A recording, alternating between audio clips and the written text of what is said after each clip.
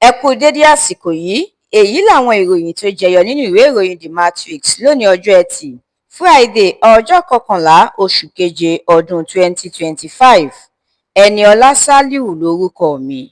Iléeṣẹ́ ààrẹ ti sọ kòbákùngbé ọ̀rọ̀ sí Boss Mustapha lórí ọ̀rọ̀ tó sọ pé ààrẹ Tinubu kọ́ ló wakọ̀ Buhari dépò ààrẹ. Báyọ̀ Ọ̀nànúgà ní láìsí ẹgbẹ́ òṣèlú ACN, Buhari kò lè jáwé olúborí nínú ètò ìdìbò ọdún 2015. Àwọn èèyàn Buhari fọ̀rọ̀ ránṣẹ́ sí Buhari, wọ́n ní ó ń gbìyànjú láti ṣàtúnkọ ìtàn ni.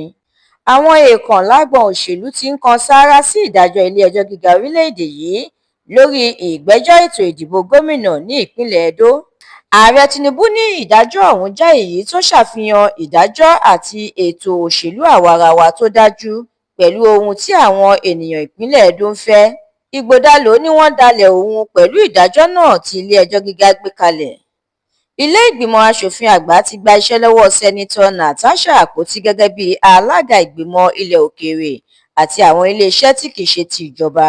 Gómìnà ìpínlẹ̀ Benue tẹ́lẹ̀ Samuel Ortom ti fi hàn pé digbí báyìí lòun wà lẹ́yìn kí ààrẹ wá láti gúúsù orílẹ̀-èdè yìí lọ́dún 2027. Ó gbóṣùbà káre fún àtúntò àti àtúnṣe ààrẹ Tinubu. Àjọ EFCC ti rí tírílíọ̀nù kan náírà ó lé gbà látinú ìdókòwò CBEX tó lu àwọn ọmọ Nàìjíríà ní jìbìtì. Gómìnà ìpínlẹ̀ Zamfara Lawal Dauda ti ní inú ẹgbẹ́ òṣèlú PDP lòun ṣì wà, òun kò kúrò, bẹ́ẹ̀ ni òun kò ní lọ́kàn láti kúrò níbẹ̀ rárá.